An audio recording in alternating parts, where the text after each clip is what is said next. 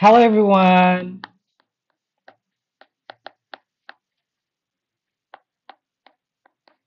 kembali lagi di video pembelajaran ekonomi. Hari ini kita akan belajar mengenai sistem upah, kemudian juga pengangguran, kayak gitu teman-teman. Nah, tanpa berlama-lama lagi, kita akan belajar langsung ke sistem upah terlebih dahulu, kayak gitu teman-teman. Oke, let's go aja kita mulai di sistem upah. Sebelum kita mulai ke sistem upah lebih lanjut, teman-teman pasti udah tahu dong apa itu upah. Pasti tahu dong ya, upah kayak relate banget gak sih sama kehidupan kita kayak gitu ya. Oke, kalau misalkan teman-teman mikir upah tuh kayak imbalan, betul imbalan, terus kayak gaji, betul kayak gitu ya. Jadi, upah itu sebenarnya udah ada di benak teman-teman kayak gimana gitu kan ya yang disebut dengan upah. Tapi kalau misalkan kita perlu definisikan gitu ya, upah itu adalah imbalan atas jasa tenaga kerja. Tenaga kerja tuh ya orang yang bekerja yang diberikan gitulah oleh pemberi kerja. Kayak gitu teman-teman. Jadi, adalah imbalan yang diberikan oleh pemberi kerja kepada siapa? Kepada orang yang bekerja. Itu disebut dengan upah, kayak gitu teman-teman. Jadi jelas ya, kita akan ngomongin si upah tersebut kayak gitu teman-teman sekarang tuh. Oke, kita lanjut aja ke sistem upahnya. Di sini ada teori tentang upah kayak gitu teman-teman. Untuk teori upah di sini dibagi menjadi empat yang paling umum, yaitu teori upah alami, kemudian teori upah besi, teori upah etika, dan juga teori upah diskriminasi, kayak gitu. Nah, kita bahas satu persatu. Yang pertama itu adalah teori upah alami. Teori upah alami ini dikemukakan oleh David Ricardo. Siapa David Ricardo? Yes, betul sekali. David Ricardo adalah anak didik dari Bapak Ekonomi kita, Adam Smith. That's right. Oke, nah katanya menurut David Ricardo gitu ya, teori upah alami itu dibagi menjadi dua, ada upah alami dan juga upah pasar, teman-teman. Nah, kalau misalkan upah alami, itu tuh tergantung permintaan dan juga penawaran tenaga kerja, teman-teman. Penentuan upahnya, kayak gitu. Jadi kalau misalkan permintaan terhadap tenaga kerjanya tinggi, otomatis upahnya juga ya tinggi, kayak gitu. Sedangkan penawaran tenaga kerjanya terlalu tinggi, ya otomatis upahnya juga akan menurun, kayak gitu, teman-teman. Kalau misalkan terlalu banyak si penawaran tenaga kerjanya. Nah, ini biasanya itu berdasarkan standar layak kayak gitu teman-teman. Standar layak hidup kayak gitu. Kalau misalkan upah yang diberikannya itu sudah layak gitu ya, untuk jadi standar untuk hidup layak, otomatis itu sudah dikategorikan sebagai upah alami kayak gitu. Selanjutnya ada upah pasar. Kalau upah pasar itu adalah upah yang diterima pekerja kayak gitu teman-teman. Nah, terus di sini ada hubungannya nggak sih upah alami sama upah pasar? Of course ada kayak gitu teman-teman. Ketika gitu ya, upah pasar pasar lebih besar daripada upah alami, artinya gimana dong teman-teman? Upah yang diterima gitu ya, lebih besar daripada upah untuk hidup layak. Upah yang diterima lebih besar daripada upah untuk hidup layak. Berarti keadaannya gimana dong? Bagus atau jelek? Bagus, kayak gitu teman-teman ya.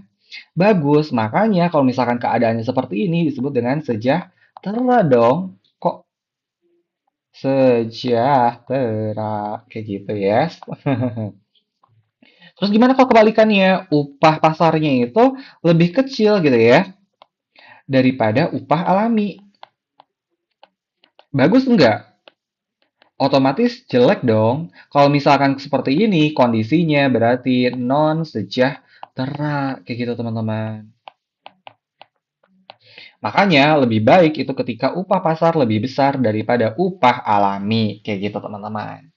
Oke, selanjutnya kita beralih ke teori upah kedua yaitu teori upah besi. Wah, ini digaji besi kah atau gimana gitu kan ya? Emang kita butuh besi? No, bukan seperti itu ya, Ferguson. Jadi bukan besi yang gelondongan seperti itu kita digajinya, bukan. Tetapi kalau misalkan teori upah besi itu adalah upah yang diberikannya itu bergantung biaya hidup minimum kayak gitu teman-teman. Jadi katanya teori upah besi ini dikemukakan oleh Ferdinand Lassalle. I don't know how to read it, but kayak Lassalle, kayak gitulah ya. Nah, si Ferdinand Lassalle ini gitu ya, itu tuh menyatakan bahwa upahnya itu bergantung biaya hidup minimum kayak gitu teman-teman. Jadi tidak mementingkan kelayakan upah karyawan kayak gitu teman-teman, perusahaan memberikan gajinya itu. Jadi ya udah benar-benar yang penting bisa makan deh kayak gitu loh. Jadi itu yang disebut dengan teori upah besi kayak gitu. Jadi yang diuntungkan di sini siapa dong? Ya perusahaan. Karyawan diuntungkan? Tidak kayak gitu. Makanya di sini tidak mementingkan kelayakan upah karyawan. Jadi literally bergantung biaya hidup minimum karyawannya, kayak yang penting cukup makan kayak gitu. Bisa makan ya udah, itu gajinya. Kayak gitu teman-teman. Kayak emang cukup gitu. Enggak ya, hidup tuh enggak cuma makan doang kayak gitu kan ya. Selanjutnya ada teori upah etika. Nah, seperti kata namanya gitu kan ya, etika gitu ya. Maka di sini pemberian gajinya atau upahnya itu tuh bergantung biaya hidup dan besarnya produktivitas. Jadi di sini upah yang diberikannya itu akan disesuaikan dengan kelayakannya, kemudian tuh beban kerja dan juga dilihat dari keluarganya kayak gitu. Nggak kayak si upah besi gitu kan ya. Di sini beretika sekali gitu kan ya, sampai dilihat keluarganya juga kayak gimana kayak gitu. Apakah dia punya anak 20, 15 kayak gitu loh ya. Kalau misalkan anaknya banyak ya otomatis dia gajinya harus disesuaikan dengan jumlah anggota keluarga yang ditanggungnya kayak gitu teman-teman. Terus di sini kelayakan hidup layak tuh seperti apa gitu. Misalkan punya rumah, kemudian juga bisa makan dan juga healing, bisa beli baju dan sebagainya, bisa nabung kayak gitu teman-teman. Selanjutnya juga dengan beban kerja. Beban kerja ini berhubungan langsung dengan produktivitas. Semakin besar produktivitasnya berarti beban kerjanya tidak begitu tinggi kayak gitu teman-teman kan ya. Berarti bagus gitu kan ya untuk pemberian gajinya juga kayak gitu. Selanjutnya ada teori upah diskriminasi. Nah, kalau misalkan teori upah diskriminasi seperti namanya gitu ya, kita tuh membanding-bandingkan. Emang sih membandingkan, mengelompok-kelompokkan kayak gitu ya, rasis lah kayak gitu ya. Jadi pembagian upahnya itu tuh dipisahkan berdasarkan pendidikan, jenis pekerjaan, ataupun keterampilan kayak gitu teman-teman.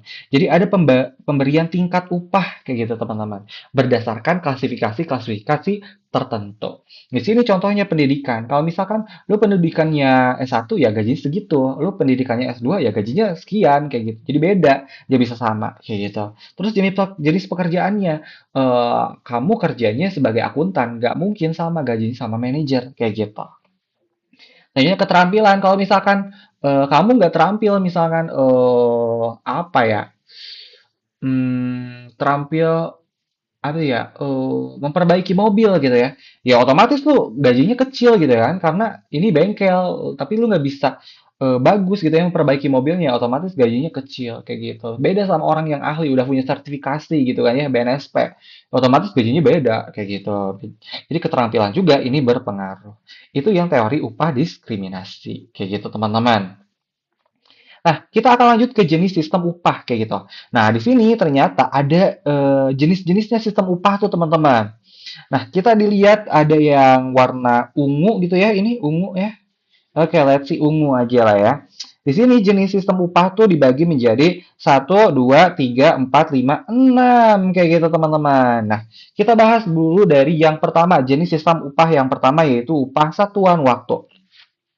Nah, dasar perhitungannya, pemberian upahnya itu berdasarkan lamanya waktu kerja. Apakah lama kerja tuh kayak durasi dia bekerja di suatu perusahaan? No, tidak seperti itu Ferguson, kayak gitu kan ya.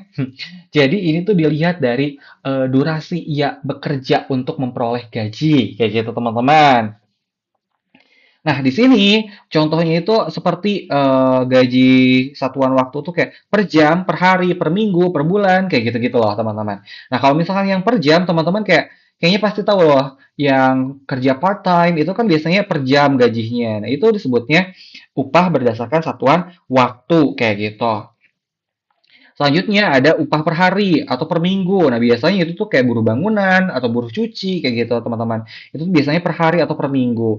Selanjutnya juga ada per bulan kayak gitu, gaji bulanan. Nah, itu disebut dengan upah satuan waktu per bulan kayak gitu. Nah, di sini ada kelebihan dan kekurangannya loh, teman-teman, dari upah satuan waktu. Yang pertama itu ada kelebihannya. Kelebihannya itu pekerja tahu pasti upah yang diterimanya itu berapa. Oh, oke deh kalau misalkan kayak gitu, aku bisa merencanakan gitu ya. Untuk bulan ini aku harus hemat. Belanjanya cuma ini aja. Bisa melakukan budgeting kayak gitu teman-teman. Bisa merencanakan kayak gitu. Untuk pengeluarannya berapa kayak gitu. Jadi bisa berhemat. Sedangkan kekurangannya gitu ya dari sistem upah satuan waktu ini gitu ya, motivasi pekerjanya untuk berprestasinya itu jadi rendah kayak gitu teman-teman. Kenapa demikian? Ya, gue udah tahu kok, gue mau capek, mau kerjanya ekstra, mau gue pick me kayak gitu kan ya. Gue gajinya mau segitu-gitu aja kayak gitu. Jadi kayak ya percuma gue kayak sepick me apapun gue gitu kan ya. Kerja di kantor gue gajinya segitu-gitu aja. Ya udahlah, gue nggak usah sepick me itu, nggak usah effort itu gitu ya, nggak usah sebekerja keras itu kayak gitu teman-teman. Itu kelemahannya. Selanjutnya ada upah satuan hasil. Nah, kalau misalkan upah satuan hasil, itu tuh dasar perhitungannya berdasarkan hasil kerja atau hasil produksi yang dicapai. Nah, biasanya teman-teman kalau misalkan upah satuan hasil itu tuh lebih orientasinya ke hasil yang diperoleh oleh si pekerja. Maksudnya gimana? Contohnya nih, di sini ada industri buruh pabrik. Pabriknya itu di sini pabrik kancing dah ya. Kalau misalkan kamu bisa memproduksi satu kancing, itu akan diberi upah sebesar 500. Makanya kamu harus bisa memproduksi sebanyak mungkin kancingnya kayak gitu. Sehingga upah yang akan kamu dapatkan akan semakin besar pula kayak gitu. Misalkan di sini contohnya si Udin gitu ya. Si Udin itu tuh bisa memproduksi 100 kancing dalam sehari. Otomatis upahnya 100 kali 500 berapa? 50.000 kayak gitu teman-teman. 50.000 per harinya. Wow, jadi ini berdasarkan hasil kerja si Udin. Kalau kerjanya si Udin rendah ya otomatis ya dia gajinya juga rendah kayak gitu. Makanya semakin besar kancing yang dipasang gitu ya, berarti upah yang diterima juga akan semakin naik kayak gitu, semakin besar gaji si Udin. Kayak gitu teman-teman. Nah, di sini ada kelebihan dan kekurangannya juga untuk si upah satuan hasil. Yang pertama, kelebihannya itu, jadi motivasi prestasinya itu akan semakin tinggi, teman-teman. Karena mereka berusaha gitu ya. Aku harus berprestasi. Supaya apa? Supaya uang aku semakin besar. Supaya upah aku semakin gede, kayak gitu. Aku pengen beli rumah, pengen umroh, pengen haji, kayak gitu. Makanya aku harus bekerja sekeras mungkin. Kerja banting tulang, kerja lembur bagai kuda, kayak gitu. Seperti itu teman-teman. Selanjutnya ada kekurangannya.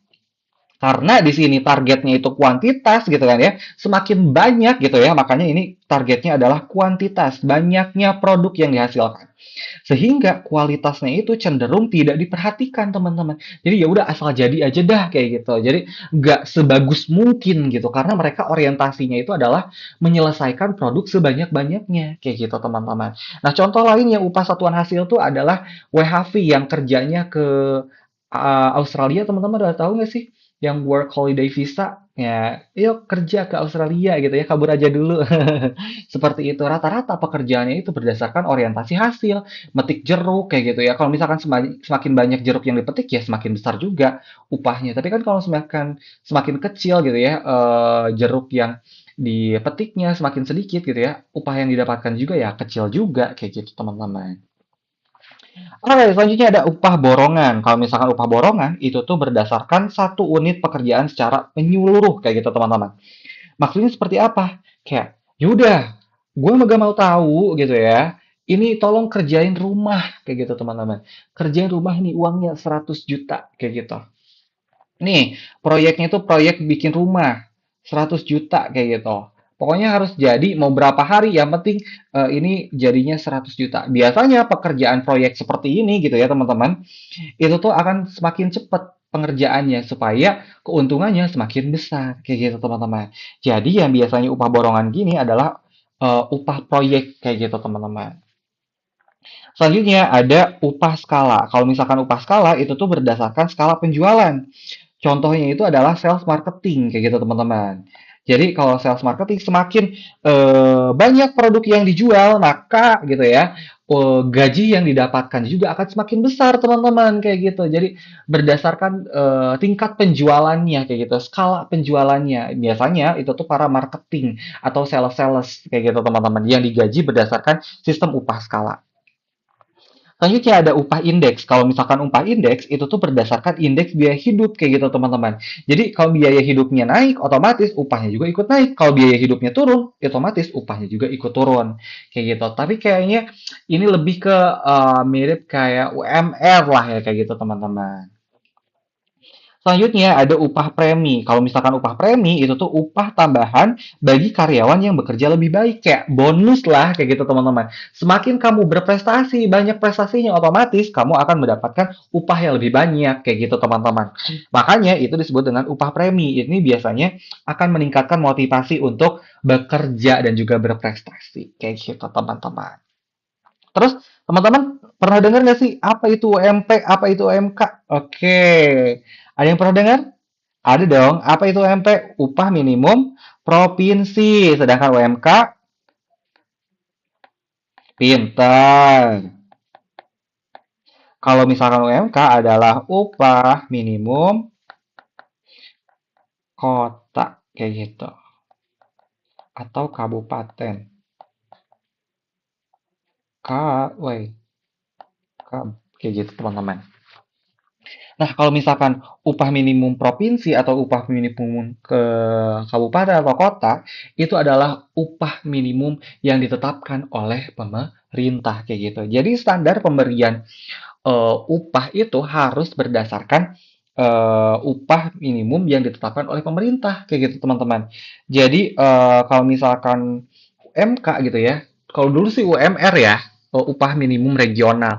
Tapi sekarang udah ganti namanya jadi UMK teman-teman, atau upah minimum kabupaten atau kota. Nah kalau misalkan upah minimum kabupaten atau kota, berarti orang-orang yang bekerja di suatu kota tersebut, upahnya itu minimal adalah UMK kota tersebut. Misalkan gitu ya, UMK kota Sumedang gitu ya, Sumedang adalah 3,8 juta. Otomatis orang-orang yang bekerja di Sumedang itu tuh minimal gajinya adalah 3,8 juta. Kayak gitu. Makanya ini ada UMK kayak gitu untuk melindungi para pekerja kayak gitu teman-teman pemerintah supaya nggak dieksploitasi sama pemberi kerja kayak gitu. Selanjutnya UMP. Kalau UMP kayak gimana dong sistemnya? Kalau misalkan di suatu kabupaten atau kota gitu ya, belum ada upah minimum kabupaten atau kotanya, otomatis nanti upah minimumnya akan menggunakan upah minimum provinsi. Kalau misalkan upah minimum provinsi itu tuh bisa berdasarkan biasanya rata-rata upah minimum dari berbagai kota yang ada di provinsi tersebut kayak gitu teman-teman. Jadi seperti itu teman-teman untuk pengetahuan mengenai sekilas mengenai UMP dan juga UMK kayak gitu teman-teman. Terus boleh nggak ngegaji di bawah UMP atau UMK? Boleh, tapi hanya untuk pelaku UMKM kayak gitu teman-teman. Kayak UMKM atau misalkan eh yang apa sih masih merintis gitu perusahaannya kayak gitu teman-teman. Oke, itu aja untuk upah kayak gitu. Kita akan lanjutkan ke pembahasan berikutnya mengenai pengangguran kayak gitu teman-teman. Oke, kita lanjut ke pengangguran, teman-teman. Tahu nggak sih pengangguran itu apa?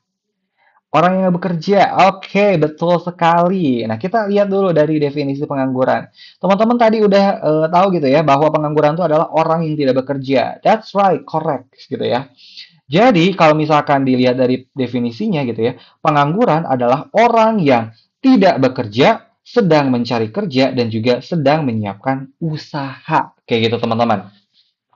Nah, orang-orang tersebut dikategorikan sebagai pengangguran. Terus kalau misalkan kalian SMA gitu kan, kalian nggak bekerja. Kalian pengangguran? Bukan, kalian bukan pengangguran. Karena ada kondisi yang harus dipenuhi, yaitu merupakan angkatan kerja. Kayak gitu, teman-teman. Jadi ada tiga syarat untuk dikategorikan sebagai pengangguran. itu tidak bekerja, sedang mencari kerja, dan juga sedang menyiapkan usaha. Ditambah itu adalah merupakan angkatan kerja. Kayak gitu teman-teman. Selanjutnya, ada jenis-jenis pengangguran berdasarkan lama waktu kerjanya. Kayak gitu teman-teman.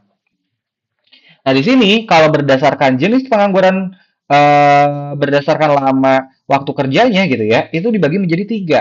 Yang pertama ada pengangguran terbuka, teman-teman.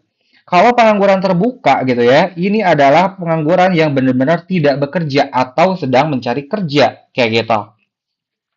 Jadi literally orang yang nggak punya kerjaan sama sekali, teman-teman ya, itu disebut dengan pengangguran terbuka karena dilihat dari lama waktu kerjanya. Selanjutnya ada setengah menganggur. Oke, jadi setengah-setengah, apakah setengah malam? Enggak, setengah matang tidak juga seperti itu ya.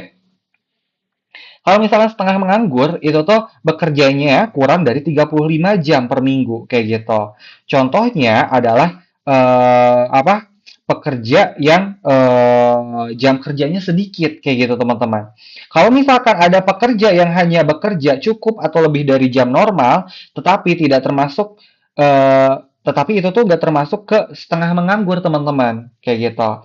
Walaupun apa sih kerjanya itu lebih dari batas waktunya kayak gitu. Itu bukan setengah nganggur kayak gitu, tapi lebih lebih ke banyak mengerja overload kayak gitu pekerjaannya kayak gitu ya teman-teman. Sedangkan kalau misalkan yang setengah menganggur itu tuh bekerjanya kurang dari 35 jam per minggu kayak gitu. Jadi kekurangan waktu kerjanya itu kayak gitu teman-teman. Atau mungkin kayak part time, nah itu part time masuknya ke setengah menganggur kayak gitu teman-teman. Selanjutnya ada pengangguran terselubung kayak gitu ya. Kalau misalkan pengangguran terselubung, apakah tersembunyi? Yes, tentu saja ini tersembunyi.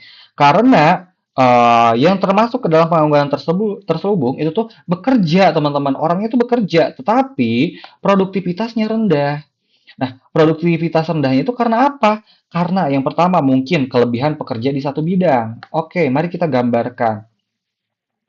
Misalkan gitu ya, untuk ada suatu perusahaan, ada tiga pekerja gitu kan ya. Ada tiga pekerja. Sebenarnya dengan tiga pekerja ini itu tuh udah cukup teman-teman. Nah sekarang malah ada satu orang lagi pekerja yang baru. Nah otomatis satu orang kerja ini gitu ya, yang kerja ini dia akan banyak nganggurnya dong, banyak gosipnya, banyak main-mainnya kayak gitu. Nah keempat ini gitu ya, itu adalah orang yang pengangguran terselubung kayak gitu teman-teman. Karena dia banyak nganggur, dia banyak ngobrol, dia banyak gosip kayak gitu, main game kayak gitu. Makanya itu sebagai pengangguran terselubung. Selanjutnya ada yang bekerja tidak sesuai bidang kayak gitu teman-teman. Kalau misalkan dia apa ya? Dia lulusannya adalah S1 S1 apa ya? S1 Tata Boga. Terus dia bekerjanya sebagai dokter. Apakah nyambung? Oh, tidak saja, tentu saja tidak gitu kan ya, tidak bisa gitu kan ya. Walaupun ya nggak mungkin gitu ya, lulusan tata boga jadi dokter, tapi misalkan aja deh gitu ya, misalkan ada gitu ya, ini yang jurusan S1 tata boga, terus kerjanya sekarang sekarang jadi dokter, otomatis dia harus belajarnya banyak banget gak sih? Karena dia nggak belajar sama sekali gitu ya. Otomatis dia akan produktivitasnya akan menurun kecil kayak gitu teman-teman. Karena dia harus belajar banyak hal mengenai kedokteran kayak gitu. Kedokteran aja butuh waktu 5 tahun kayak gitu, 4 sampai 5 tahun kayak gitu untuk bisa menjadi dokter. Ini tata boga gitu kan ya. Mereka belajarnya masak, sekarang harus bekerja sebagai dokter. Otomatis produktivitasnya juga akan rendah kayak gitu teman-teman. Terus ini contohnya lulusan fisika yang bekerja sebagai akuntan. Nah, dia bekerja fisika, dia belajarnya fisika. Sekarang harus jadi akuntan kayak gitu, ngurusin angka-angka keuangan kayak nggak masuk akal kayak gitu. Ya susah, dia harus belajar lagi kayak gitu teman-teman. Karena dia tidak sesuai dengan bidangnya. Makanya produktivitasnya juga ikut rendah. Oke, selanjutnya kita ke jenis pengangguran berdasarkan penyebabnya. Nah, di sini kita akan lihat ada dibagi menjadi dibagi menjadi 6 kayak gitu teman-teman. Yang pertama itu ada pengangguran siklis atau konjungtural kayak gitu teman-teman. Kalau misalkan pengangguran siklis atau konjungtural itu tuh penyebabnya karena kemunduran atau resesi ekonomi kayak gitu teman-teman. Jadi ada suatu kejadian kayak gitu teman-teman. Kejadiannya itu adalah kemunduran atau resesi ekonomi. Kalau misalkan krisis gitu ya, atau ada resesi ekonomi, perusahaan otomatis goyah nggak sih teman-teman? Ya, tentu saja goyah kayak gitu. Mereka bisa bangkrut, otomatis nanti akan di PHK massal. Kalau PHK berarti kehilangan pekerjaan dong ya. Nah, orang-orang yang kehilangan pekerjaan tersebut disebut dengan pengangguran siklis atau konjungtural kayak gitu teman-teman. Selanjutnya ada pengangguran friksional kayak gitu ya. Kalau pengangguran friksional penyebabnya itu karena ingin mencari kerja yang lebih baik kayak gitu teman-teman. Oh, yaudah deh gue pengen resign aja karena mental health gue terkikis gitu ya. Oke, ini kerjaan Gen Z sekarang gitu ya. Kalau misalkan dia resign gara-gara mental health aku udah nggak kuat kayak gitu ya. Nah itu menjadi pengangguran friksional teman-teman karena ingin mencari kerja yang lebih baik gitu ya, pengen mencari yang lebih nyaman. Misalkan karena pindah rumah itu juga bisa menjadi pengangguran friksional. Atau pengen gajinya yang lebih besar kayak gitu teman-teman, pengen gajinya tinggi, ya otomatis itu pengangguran friksional. Biasanya yang menjadi pengangguran friksional itu karena kurang informasi juga teman-teman, kayak gitu teman-teman. Jadi mereka tuh kurang informasi tapi udah kayak keburu resign duluan kayak gitu teman-teman. Gitu. Mereka tuh pengen gajinya gede, tapi mereka kekurangan informasi kayak gitu. Jadi mereka masih nganggur, belum dapat kerjaan yang lebih gede gajinya. Atau misalkan yang sesuai dengan kriteria yang mereka inginkan. Selanjutnya ada pengangguran struktural. Nah, kalau misalnya pengangguran struktural, itu tuh penyebabnya itu karena perubahan struktur ekonomi, teman-teman. Misalkan di sini ada suatu orang gitu ya yang tinggal di desa. Biasanya kalau di desa tuh kan struktur ekonominya itu agraris gitu kan ya, kayak pertanian. Tiba-tiba gitu ya, berubah gitu ya, lahan pertaniannya suruh berubah jadi kawasan industri, jadi apa sih ya? Jadi pabrik dah kayak gitu ya, berubah jadi pabrik, jadi industri, otomatis asalnya para petani gitu ya, nggak punya skill untuk bekerja di pabrik, mereka nganggur dong. Nah, pengangguran tersebut disebut dengan pengangguran struktural, kayak gitu teman-teman. Selanjutnya ada pengangguran musiman. Kalau misalkan pengangguran musiman gitu ya, disebabkannya karena hanya bekerja di musim tertentu aja, teman-teman. Jadi kalau misalkan lepas masa musim tersebut ya udah dia nganggur. Contohnya itu petani kayak gitu, teman-teman. Petani ya udah mereka musimnya itu dapat uangnya itu di musim panen kayak gitu, teman-teman. Sisa sama bercocok tanamnya doang, sedangkan sisa-sisanya gitu ya, ya udah nggak ngapa-ngapain. Nah, itu masuknya ke pengangguran musiman. Terus yang selanjutnya ada kuproy. Nah, ini salah ya, buruh kupas. Buruh kupas, enggak sih. Kayaknya kuproy aja nih, teman-teman. Apa itu kuproy? Bukan yang TikTok ya, tapi kuli proyek. Proyek. Nah, ya mereka dapat uangnya gitu ya, dapat kerjaannya ketika mereka dapat proyekan. Kalau mereka nggak dapat proyek ya udah mereka nganggur kayak gitu teman-teman. Makanya mereka disebut dengan pengangguran musiman. Selanjutnya ada pengangguran sukarela nih. Aduh, mantap sekali. Ini sukarela sekali nggak sih? Pengen nganggur ya. Nah, di sini penyebabnya itu karena memilih tidak bekerja meskipun terdapat kesempatan kerja. Ya, mereka ya memilih untuk tidak bekerja. Aku nggak mau bekerja. Aku pengen jadi beban keluarga. Kayak gitu. Nah, itu penganggurannya sukarela. Atau misalkan dia udah kaya 7 turunan gitu ya. Jadi ya udahlah, gue pengen nganggur aja gitu ya. Jadi ya udahlah, gue nggak habis-habis toh kekayaannya. Atau gaji tidak sesuai. Jadi ya udah deh, gue nggak mau deh. Udah hopeless, udah nggak percaya lagi gitu kan ya. Ya itu masuknya pengangguran sukarela. Selanjutnya ada pengangguran teknologi. Kalau pengangguran teknologi itu tuh penyebab penganggurannya itu karena pekerjaannya telah digantikan gitu ya oleh perkembangan teknologi. Misalkan tergantikan oleh mesin, atau misalkan tergantikan oleh etol. Dulu teman-teman pernah nggak sih kealamin nggak sih? Harusnya kealamin sih. Nggak, aku nggak setua itu soalnya.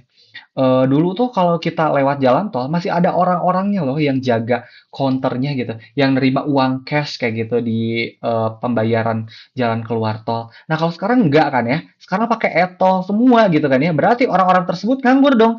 Iya mereka berhentikan kayak gitu. Orang-orang yang menganggur gara-gara digantikan oleh teknologi tersebut adalah pengangguran teknologi. Seperti itu teman-teman. Oke, itu adalah jenis-jenis penganggurannya, kayak gitu teman-teman. Paham kan ya? Kalau misalnya nggak paham, bilang bisa di rewatch atau di replay lagi, dipundurin lagi, di pause terlebih dahulu, kembali lagi kayak gitu teman-teman. Enak kan ya pakai video soalnya. Oke, selanjutnya kita beralih ke dampak pengangguran. Sebenarnya kalau nganggur itu tuh berdampak nggak sih? Ya tentu saja berdampak teman-teman, kayak gitu. Nggak mungkin pengangguran nggak berdampak. Oke, nah kita lihat dulu dampak pengangguran terhadap individu atau masyarakat. Karena ternyata pengangguran itu berdampak bukan hanya terhadap individu dan masyarakat, tapi berdampak juga terhadap perekonomian suatu negara, kayak gitu teman-teman. Oke, kita lihat dulu dari dampak pengangguran terhadap individu dan masyarakat. Yang pertama yaitu kehilangan mata pencaharian atau sumber pendapatan. Ya jelas dong kalau misalkan lu nganggur, lu bisa dapat uang gitu ya atau mendapatkan pendapatan, ya otomatis tidak kayak gitu kan ya.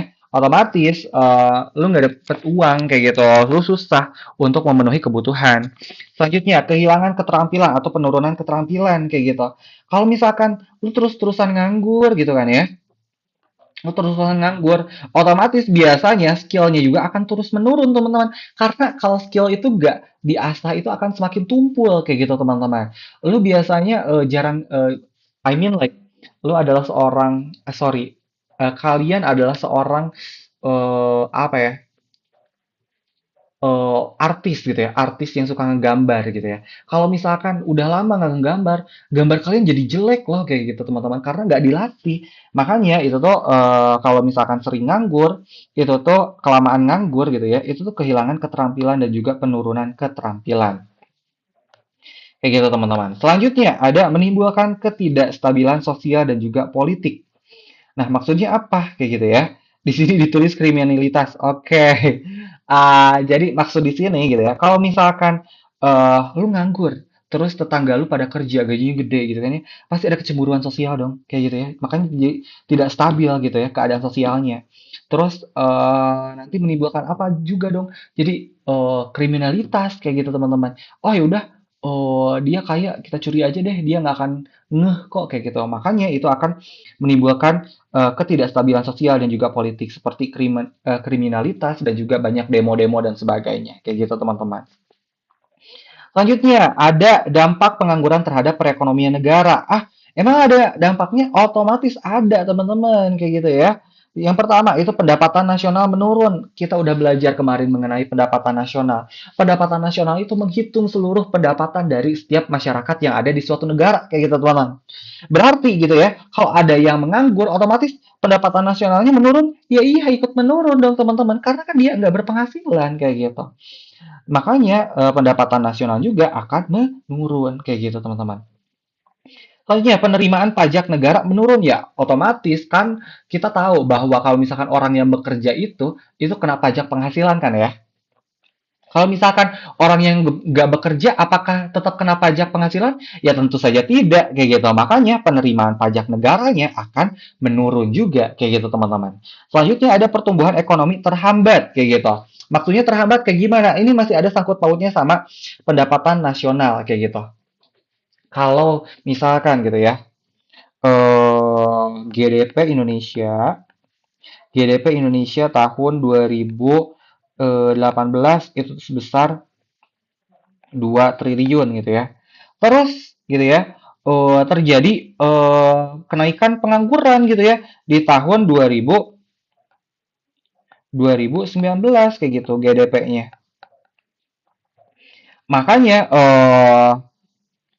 apa sih pertumbuhan ekonominya atau si GDP-nya ketahuannya itu malah 1,9 triliun. Lah, ini bukannya bertumbuh malah menurun gitu ya, malah defisit gitu ya. pertumbuhan ekonominya. Berarti ini berkurang juga kayak gitu teman-teman sih pertumbuhan ekonominya terhambat. Kenapa bisa 1,9? Ternyata karena tadi adanya membludaknya gitu ya, ada peningkatan pengangguran kayak gitu teman-teman. Karena kan GDP itu adalah pendapatan nasional kayak gitu. Pertumbuhan ekonomi itu dilihat dari GDP kayak gitu atau pendapatan nasional yang dilihat dari tahun ke tahun apakah menaik atau menurun. Kalau misalkan di sini banyak yang nganggur, otomatis nanti pendapatan nasionalnya juga turun. Kalau pendapatan nasionalnya turun, pertumbuhan ekonominya juga akan terhambat. Kayak gitu teman-teman secara singkatnya. Oke, selanjutnya cara mengatasi penganggurannya berdasarkan jenisnya. Nah, kalau pengangguran tuh harus diatasi nggak sih? Ya tentu saja harus kan ya, pemirsa. Kayak gitu kan ya. Oke, kita lihat ke cara mengatasi pengangguran konjungtur atau siklus atau siklis yang tadi gitu ya. Nah, caranya gimana dong cara mengatasi pengangguran konjungtur gitu ya? Yang pertama itu tuh meningkatkan daya beli masyarakat kayak gitu. Berarti caranya untuk meningkatkan daya beli masyarakat gitu ya, yaitu pemerintah harus memberikan bantuan kayak gitu teman-teman. Memberikan bantuan seperti BLT kayak gitu teman-teman. Sehingga nanti daya beli masyarakatnya tinggi kayak gitu. Oh, karena dia daya beli masyarakatnya tinggi, dia mampu untuk melakukan kegiatan usaha. Selanjutnya membuka proyek padat karya bersifat umum. Misalkan gitu ya, di sini ada proyek jalan dan juga pekerja kayak gitu. Maksudnya gimana? Kalau misalkan pemerintah gitu ya,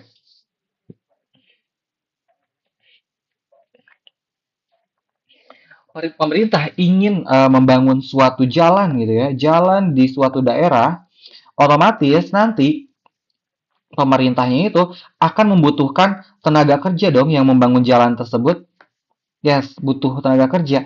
Nah, tenaga kerja tersebut gitu ya, didapatnya dari yang nganggur-nganggur tersebut kayak gitu teman-teman. Jadi pemerintah harus membuka proyek padat karya yang bersifat umum kayak gitu teman-teman. Jadi bisa proyek jalan, pembangunan fasilitas umum dan sebagainya sehingga nanti penganggurannya berkurang karena terserap menjadi tenaga kerja. Selanjutnya, ada cara mengatasi pengangguran friksional. Kayak gitu, teman-teman. Cara mengatasi pengangguran friksional itu kayak gimana? Yang pertama, yaitu memberikan informasi lengkap tentang lowongan pekerjaan. Kalau memberikan informasi lengkap tentang lowongan pekerjaan, berarti ya selebaran loker kayak gitu-gitu. Jadi harus sering cari apa ya? Cari informasi lah kayak gitu teman-teman. Atau enggak dari suatu apa ya dinas ketenagakerjaannya itu sering-sering nge-share gitu ya di sosial media karena sekarang kan banyak gitu ya loker-loker tuh di berseliweran di sosial media di Instagram kayak gitu di LinkedIn kemudian Jobstreet dan sebagainya. Kemudian yang kedua adalah memfasilitasi hubungan antara pencari kerja dengan perusahaan melalui suatu lembaga atau forum. Misalkan kayak ada forum atau perusahaan penyalur tenaga kerja kayak gitu teman-teman. Jadi itu pemerintah harus memberikan fasilitas yang mempertemukan antara pencari kerja dan juga perusahaan yang mencari kerja kayak gitu teman-teman. Selanjutnya, cara mengatasi pengangguran musiman. Oke, yang pertama adalah memberikan pelatihan keterampilan lain untuk memanfaatkan waktu ketika musim tertentu. Misalkan, kalau misalkan tadi ya petani, ya udah karena kita banyak waktu untuk nganggurnya, ya udah kita jadi menjahit aja deh, gitu. Jadi makanya ada pelatihan-pelatihan menjahit, kayak gitu, workshop-workshop yang diselenggarakan oleh pemerintah untuk melatih para petani untuk bisa menjahit, kayak gitu teman-teman. Selanjutnya ada memberikan informasi lowongan kerja pada bidang lain. Misalkan gitu ya, tadi buruh kuli proyek ya udah selain buruh proyek tuh kamu harus sambil kerja yang lain juga dong gitu. Sambil ngewarung kayak atau apa kayak gitu. Jadi kasih loker-loker yang lain lah dari pemerintah kayak gitu teman-teman. Selanjutnya, cara mengatasi pengangguran struktural. Nah, karena ini struktural tuh karena perubahan gitu ya, perubahan struktur organisasi lagi, struktur ekonomi gitu kan ya. Berarti satu-satunya cara gitu ya. Yang pertama itu adalah transmigrasi dan juga mengadakan pelatihan kerja kayak gitu. Transmigrasi itu apa? Berarti pindah gitu ya. Orang-orang misalkan tadi yang jago bertani ya udah lu nggak bisa terus-terusan hidup di daerah yang pertaniannya udah jadi industri ya gitu, lu cari aja tempat yang bisa bertani lagi gitu kan ya. Jadi jangan tetap di situ kecuali kalau misalkan kamu mau gitu ya melakukan pelatihan kerja kayak gitu. Mau untuk meningkatkan skill kamu, berubah gitu ya. Asalnya ahli tani, sekarang ahli bekerja di bidang industri. Kayak gitu teman-teman. Makanya langkah kedua adalah mengadakan pelatihan kerja. Kayak gitu teman-teman. Selanjutnya, yang ketiga, mendirikan industri padat karya. Nah, kalau ini sih lebih ke apa ya? Kalau misalkan industri, sorry, pertaniannya eh, hilang gitu ya, ya udah pemerintah memberikan nih ladang untuk pertanian kayak gitu, sehingga nanti para petaninya bisa melanjutkan kerjanya di situ, kayak gitu teman-teman. Selanjutnya, ada cara mengatasi pengangguran teknologi. Kalau misalkan cara mengatasi pengangguran teknologi, ya otomatis kita harus selektif gitu ya dalam penggunaan teknologi kayak gitu. Untuk pekerjaan-pekerjaan yang membutuhkan detail manusia, kita harus maksimalkan menggunakan manusia. Sedangkan kalau misalkan yang udah bisa pakai mesin, ya udah, why not kayak gitu. Kenapa tidak kalau misalkan bisa pakai mesin?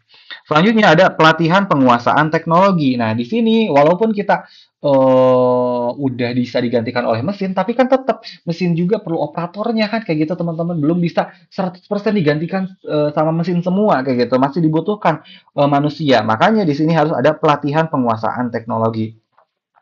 Selanjutnya yang ketiga adalah mengikuti perkembangan teknologi. Kita harus peka dengan perkembangan zaman. Jangan sampai kita tertinggal kayak gitu ya dengan perkembangan teknologi yang ada. Kalau misalkan kita tertinggal ya udah otomatis kita akan tertinggal juga dalam bidang tenaga kerja kayak gitu dalam pekerjaan kayak gitu teman-teman. Oke, mungkin segitu aja untuk materinya. Apabila ada yang masih belum paham, silahkan di rewatch kembali gitu ya. Silahkan diputar ulang kembali. Kalau misalkan ada pertanyaan dan belum bisa dijawab dari hasil rewatch atau hasil diputar ulang kembali gitu ya, teman-teman bisa langsung tanyain langsung aja ke saya.